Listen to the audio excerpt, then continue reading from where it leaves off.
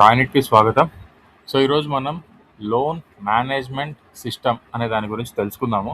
ఇది కేవలం మీకు మన దగ్గరికి వచ్చే కస్టమర్స్కి లోన్ సప్లై చేయడమే కాదు, ప్రతిదీ కూడా మీరు ఇందులో క్లియర్గా చెక్ చేసుకోవచ్చు.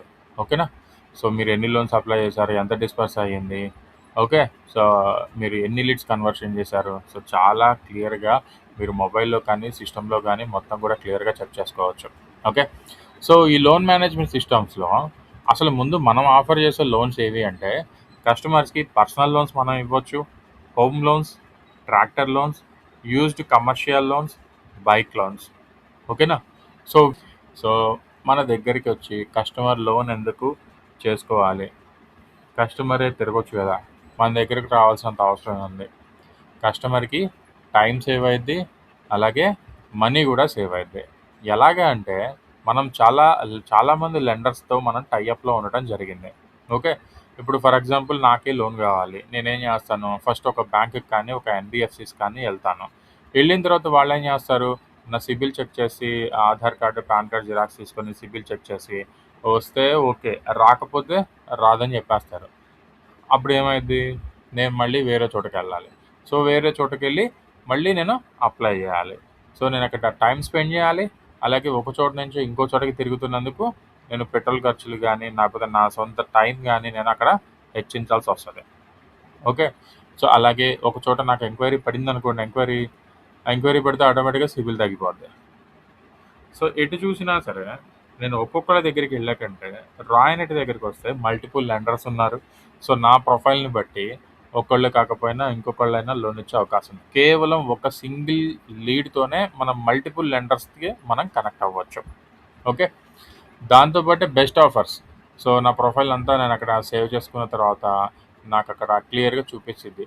సో నాకు ఎంత లోన్ అమౌంట్ కావాలి, నేను అంతలోపు నేను పే చేయగలను అనేది చెప్తే నాకు వాళ్ళు ఇచ్చే మల్టిపుల్ లెండర్స్ వాళ్ళు నాకు ఇచ్చే ఇంట్రెస్ట్ రేట్ అక్కడ కనపడిద్ది, ఈఎంఐ నేను కట్టాల్సిన ఈఎంఐ కనపడిద్ది. ఒకవేళ నాకు కావాల్సిన అమౌంట్ కంటే ఏమన్నా ఎక్కువ ఇస్తారా లేదా అనేది కూడా మీకు అక్కడ చూపించడం జరిగింది. సో దీన్ని బట్టి ఏం జరిగిద్ది, ఫైనల్గా కస్టమరే మంచి ఆఫర్ సెలెక్ట్ చేసుకోవచ్చు. ఎటువంటి ఎక్స్ట్రా ఛార్జెస్ ఉండవు. ఓకే, కేవలం ఎంక్వైరీ చేసినందుకు సిబిల్ డ్రాప్ అవ్వదు. ఎటువంటి సిబిల్ ఎఫెక్ట్ అనేది కస్టమర్కి ఉండదు. ఎందుకు అంటే సాఫ్ట్ పుల్ ద్వారా మనం సిబిల్ చెక్ చేస్తాం ఇక్కడ. సో ఇది ఎలా అప్లై చేయాలి ఏంటి అనేది ఇప్పుడు చూద్దాం ఒకసారి. సో ఇక్కడ నేను లాగిన్ అయ్యాను కదా, లాగిన్ అయిన తర్వాత ప్రస్తుతానికి వెబ్లో చూపిస్తున్నాను. నెక్స్ట్ వీడియోలో నేను మొబైల్లో ఎలా చేయాలో కూడా చెప్తాను. మొబైల్లో కూడా ఇంకా చాలా క్లారిటీగా ఉంది. సర్వీసెస్, లోన్స్, ఈ లోన్లో లోన్ మేనేజ్మెంట్ సిస్టమ్ దాని మీద క్లిక్ చేయాలి. లోన్ మేనేజ్మెంట్ సిస్టమ్ ద్వారా నేను క్లిక్ చేసిన తర్వాత ఇక్కడ ఇంకొక విండో ఓపెన్ అయింది. ఆ విండోలో చూడండి, వెల్కమ్ రఘువరన్. సో క్లియర్గా నా పేరు, నా డీటెయిల్స్ అన్నీ ఇక్కడ ఉన్నాయి. అలాగే నేను టోటల్గా ఎన్ని లీడ్స్ జనరేట్ చేశాను, యాక్టివ్లో ఎన్ని లీడ్స్ ఉన్నాయి, టోటల్గా నేను ఎంత డిస్పర్స్ చేశాను, అప్రూవ్డ్ అమౌంట్ ఎంత, కన్వర్షన్ రేషియో అంటే ఎన్ని లీడ్స్ జనరేట్ చేశారు, ఎన్ని లీడ్స్ కన్వర్షన్ అయినాయి. సో ప్రతి ఒక్కటి కూడా ఈ డాష్ బోర్డ్లో మీరు చెక్ చేసుకోవచ్చు. చాలా క్లియర్గా నీట్గా మీరే చెక్ చేసుకోవచ్చు. ఓకే, సో ఇక్కడ మీరు గమనిస్తే దిస్ వీక్ అని ఉంది. ఈ వీక్ నేను చేసినవే చెక్ చేసుకుంటా. లేదు నేను దీని మీద క్లిక్ చేశాను అనుకోండి, ప్రీవియస్ వీక్తో వస్తుంది. లేదనుకుంటే 6 months డేటా ఒకేసారి ఇక్కడ చూపించింది.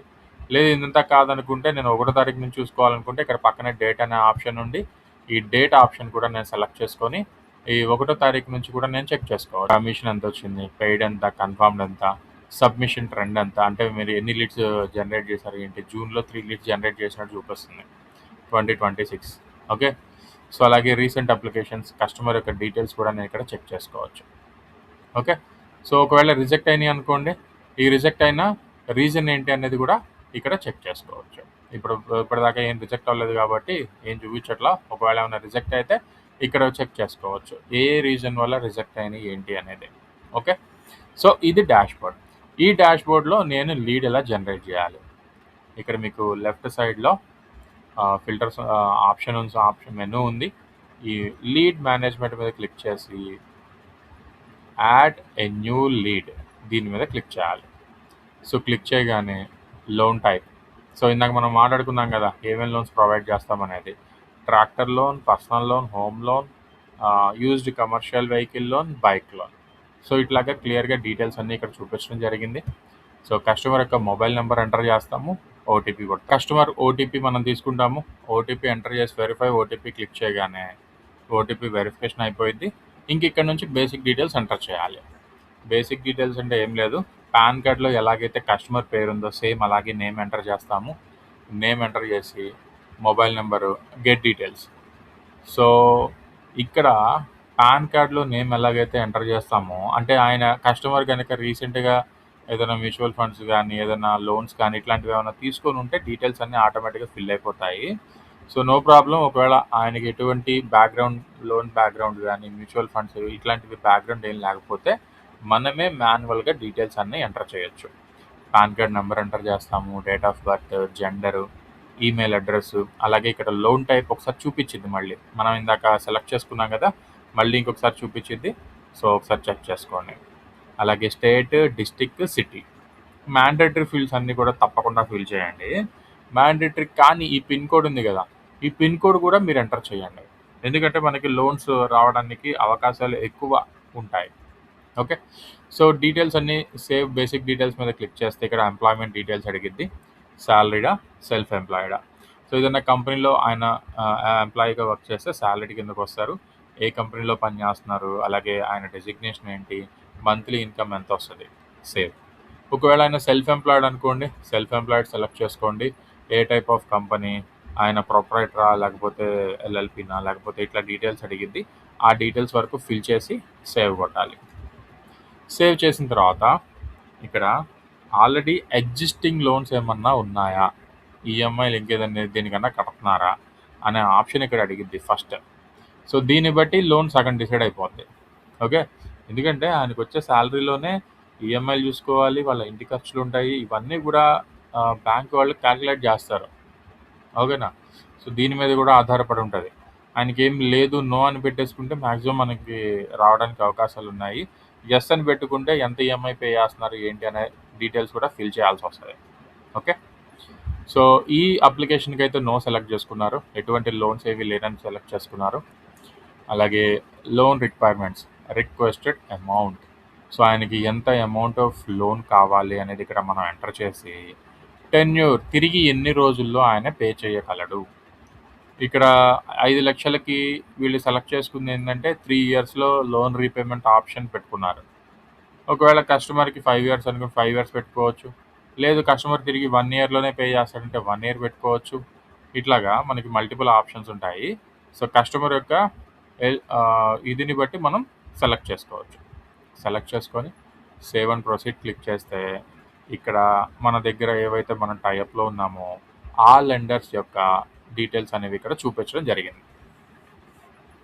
సో ఇక్కడ చూపించేది మీకు 3 కంపెనీలు వచ్చేసినాయి.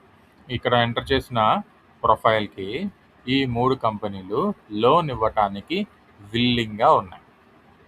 అక్కడ ఎంటర్ చేసిన 5 లక్షలు అయితే వీళ్ళ ప్రొఫైల్ని బట్టి వీళ్ళ ఎలిజిబుల్ అమౌంట్ 20 లక్షల దాకా లోన్ ఇస్తానని చెప్తున్నారు.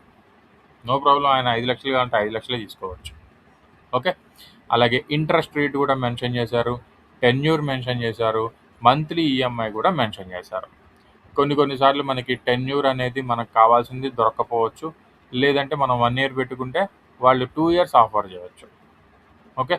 అలాగే ఇంట్రెస్ట్ రేట్ కూడా ఎక్కడి నుంచి ఎక్కడి వరకు, మినిమం ఎంత, మ్యాక్సిమం ఎంత అనేది మెన్షన్ చేస్తుంది. మంత్లీ ఈఎంఐ కూడా మెన్షన్ చేస్తుంది. ఓకే. సో ఇచ్చిన ప్రొఫైల్కి ఏంటంటే ఈ 3 ఇన్స్టామనీ, రామ్ ఫిన్కార్ప్, ఆదిత్య బిర్లా క్యాపిటల్ 3 కూడా దాదాపు ఒకే రకంగా చూపిస్తున్నాయి, ఈఎంఐ కానీ టెన్యూర్ కానీ. ఓకే.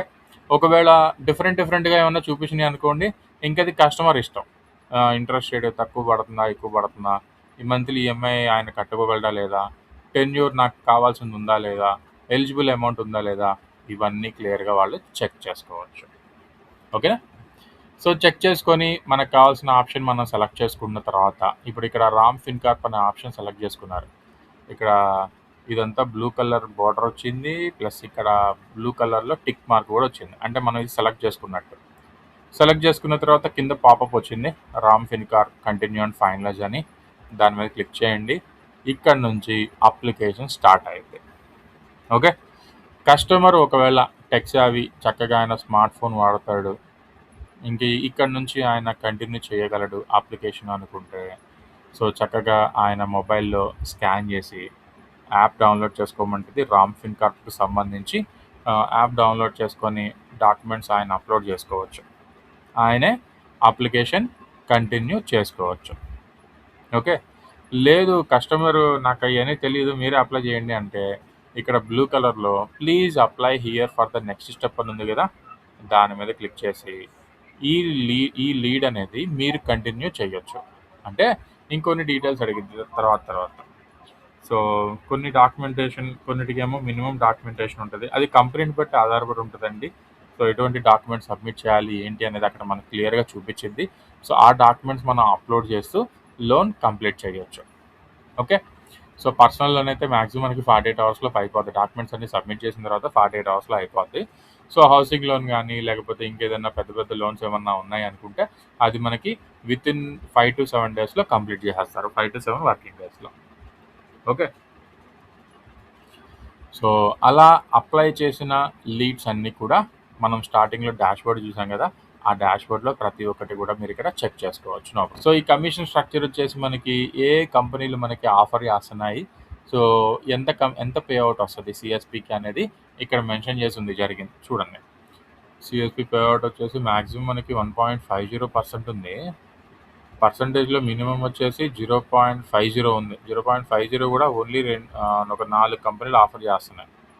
మిగిలినయన్నీ కూడా మనకి దాదాపు 0.75% ఆఫర్ చేస్తుంది. ఓకే.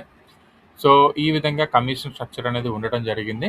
సో, సేమ్ ఇదే వీడియో మనం మొబైల్‌లో ఎలా చేయగలం ఏంటి అనేది కూడా నేను మీకు చూపిస్తాను నెక్స్ట్ వీడియోలో. Thank you.